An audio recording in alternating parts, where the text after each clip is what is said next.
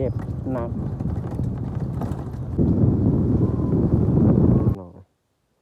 เมืองใหม่นี่แหละเปลือกเบิงเพราะว่าเพิ่นฮู้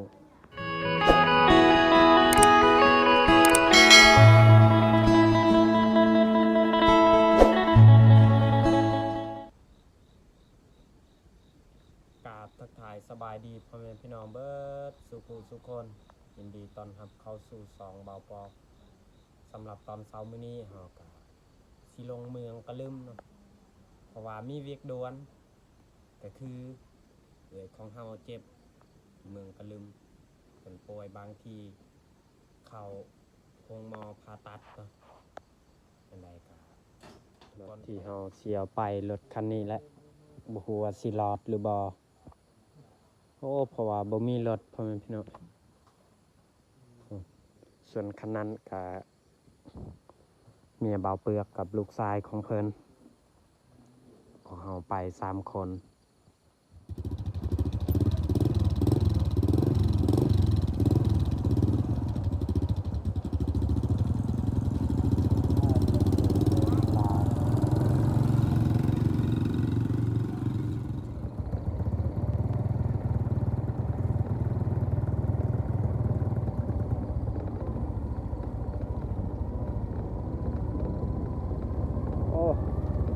ทางยากหลายมันมืดพี่น้อยเพราะว่าฝนตกเมื่อคืนนี้จนฮอด4 โมงเช้า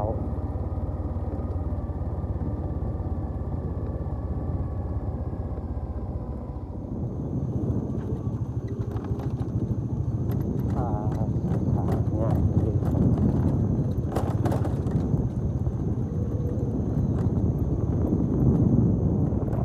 ก่อนมันงามแน่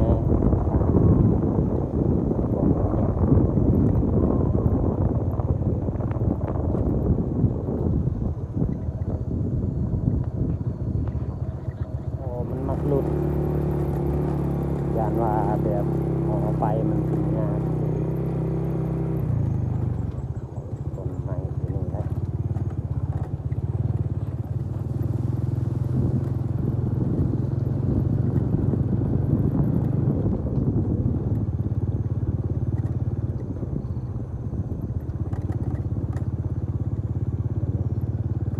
ทาง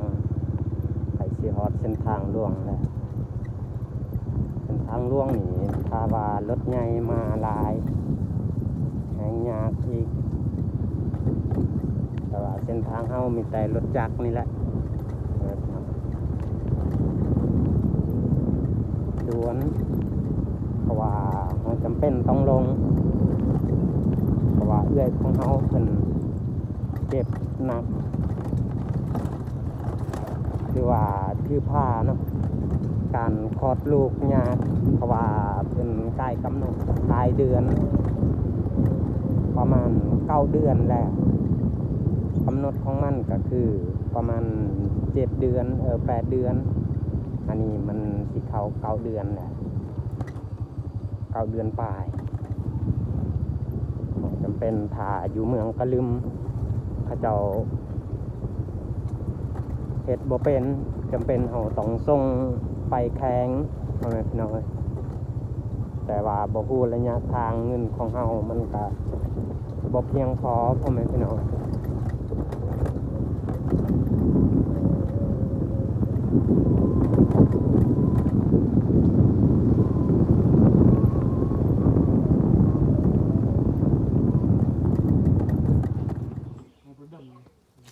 มายามใดนี่ก็ต้องเปลี่ยนน้ำมันเครื่องเบิดแต่ละเทื่อลงไปเขตเมืองเขตเซกองโอ้กูจำไว้ใส่บ่มีลิตร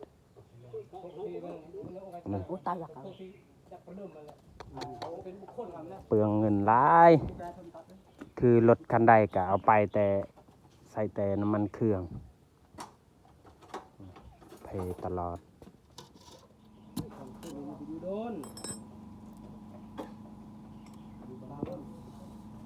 วาดน้ำมันนั่นโอ้ขับอยู่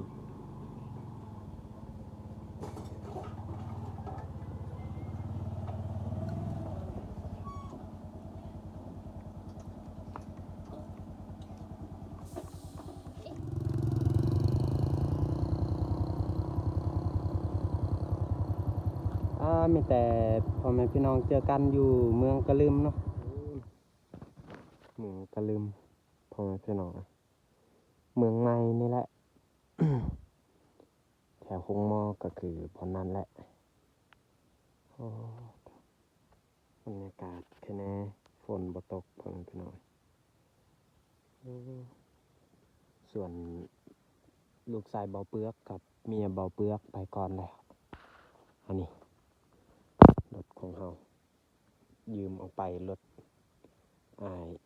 เพราะว่าเพิ่นไปไว้อยู่ห้วยไร่แต่ว่ารถของเฮามันเพ่โซมันมักหลุดเราต้องไปค่อยๆเราจอดไว้อยู่เพื่อนแม่เฒ่านี่แล้วก็ยืมออกไปรถคันนี้รถอายของเฮารถอายกกนี่แหละรถของเพิ่นแต่ว่าเก่าแล้วแต่ว่าก็เสียงยังดีอยู่พ่อแม่พี่น้องแต่เจอกันอยู่เมืองกะลืมพ่อแม่พี่น้อง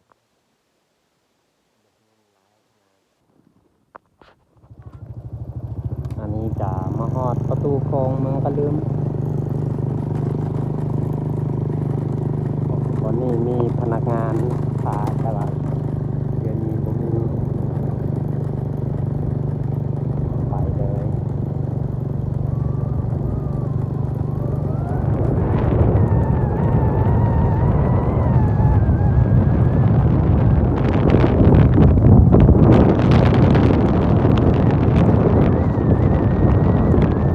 บอนนี้นี่เขาสร้างใหม่ๆปั๊มน้ำมันเนาะตลาดนี้ทำสำเร็จบ่โดน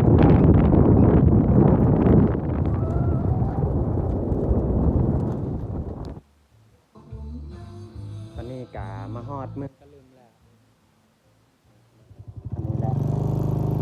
หอมๆ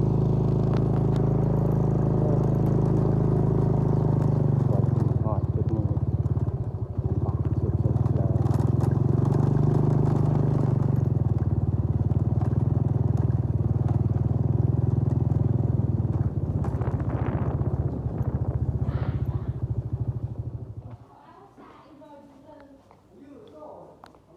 โอ้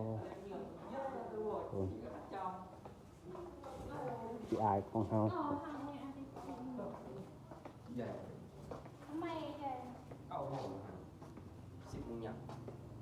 เฮ้ยหัวใจจนจะวาย Cậy được con mòn phải chọn bỏ đi xe đi nào phải chọn ต้นโตก็สั้น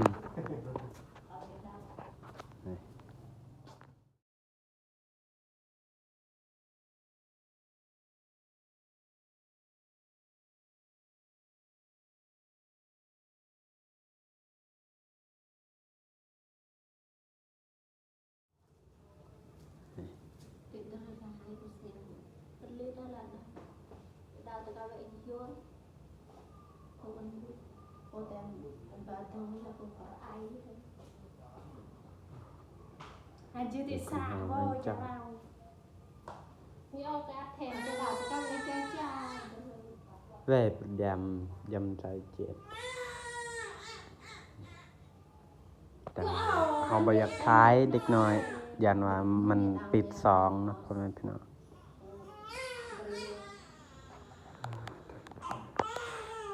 โอ้ลานเสา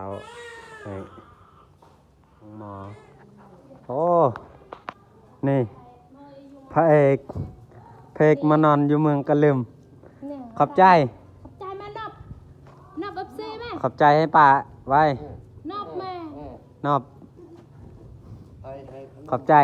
Khắp chay mẹ แต่ขอบใจหลายๆเด้อนี่อ๋อ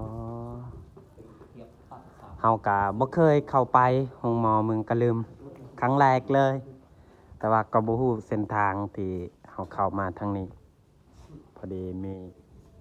จักลุงจักเรียกว่าพี่อ้ายคือกันมาเอิ้นโอ้บางที่นี่มื้อนี้นี่เฮานอน มื้ออื่นมื้อฮื้อจึงสิได้มื้อเฮาก็ยังบ่ทันฮู้เพิ่นพี่น้อย Hãy subscribe cho kênh Ghiền Mì Gõ để không bỏ lỡ ไอ้ฮะ3 โมงถอยก็ก่อน ใครแน่เด็กของเฮาคลอดลูกแล้ว เมื่อวานยังไป เพราะว่าเฮาต้องเอาไปเมียเบาเปลือกเพราะว่าเพิ่นเคยกะจับผู้หญิงที่ว่าถือพาเพราะว่าแต่ละเทื่อนี่เด็กของเฮามักจะเอิ้นเพิ่นมาช่วยเบิ่งนี่เองเพราะว่าเขตบ้านเฮานี่บางมื้อก็บ่แม่นว่าสิได้เข้าห้องหมอมีแต่คันว่าเรื่องคลอดลูกก็เฮาคลอดเลยอยู่บ้านเฮาจะบ่ได้ไปห้องหมอ แต่ว่าครั้งแรกบอกก็ได้ไปเห็นที่ว่าเอื้อยไปคลอดอยู่ห้องหมอก็บ่มีเงินบ่มีคำคือกันน้องเอ้ยอันนี้ถือรถเขาขี้เด้อหมัวนี่กิน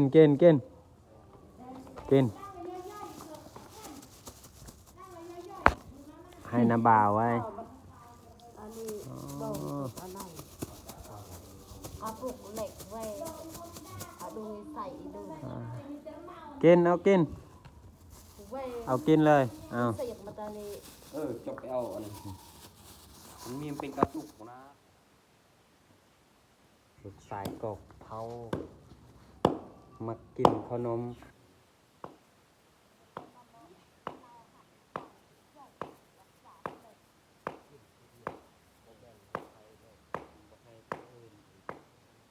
ผ่าพื้นเดี๋ยวดึงหนึ่งดังไฟเนาะหรือว่า ปุกตาไม่เต้น ให้อันนั้นมันหอนให้เมียเบาเปลือกเบิงเพราะว่าเพิ่นฮู้วิธีการผู้หญิงที่ว่านี่โล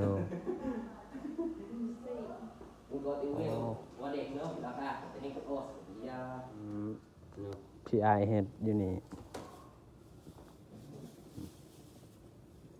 ของกินหนอมาจากบ้านก็คือมีแต่คอนั่นคอไก่ที่แม่ฝากไว้ส่วนหันก็คือข้าวกินบนนี้แหละพี่น้อง พี่เขาอันไหนดักราวดักแต่ดักต่ออีกต่อฝักเขาอันนี้เสร่ไม่โยเรน ส่วนหลานอยู่ในกะให้กินกะยากๆแน่กินยืนแหละพี่น้อง มีเตียง เพราะว่าตังนั่งบ่มี มีตังนังแบบป้าหนิมใส่ยัง อันนี้มันใน กินไปได้ ทานหัวหานตำเอาอีกดัง กูดกอะแว่ มันนี่กับไก่บ้านเขา Ừ. ไก่บ้าน ไอ้เก่งไปยัง อาชิมเว้ยนี่ได้อยู่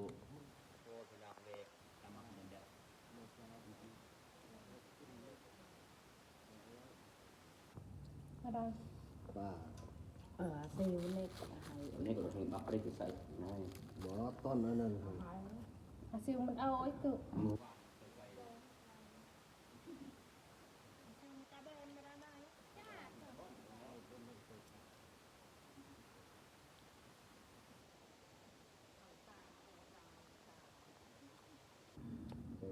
เดือดเอาจัก มาพ่อแม่พี่น้อง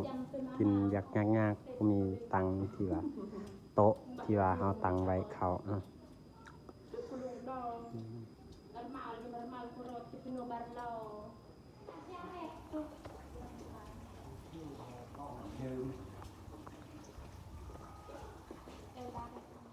ต้มน้ำที่เอื้อยสิอาบ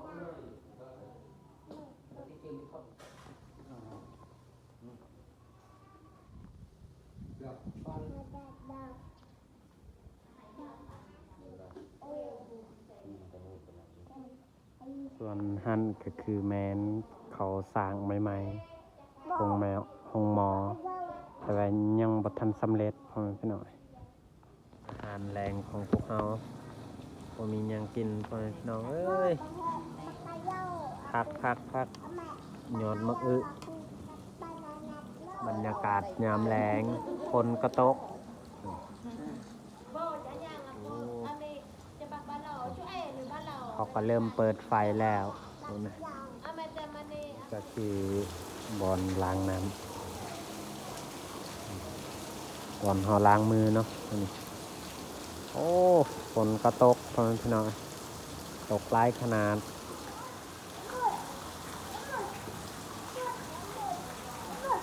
มาพ่อแม่พี่น้องมากินข้าวน้ำกันอันนี้ข้าวแรงข้าวตอน6 โมง 7 โมงนี่แหละของกินของเรา บางจะหักไปใหญ่ๆอะไร ใส่ผู้จะนาเด็บเยอะใส่ข้าวเจ้าพ่อแม่พี่น้อง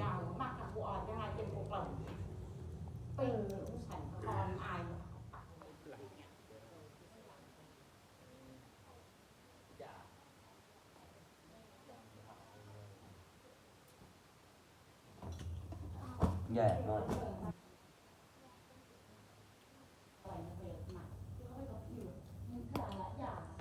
บรรยากาศก็มืดแล้วเราสิเกียมกินข้าวพ่อแม่พี่น้องต่อ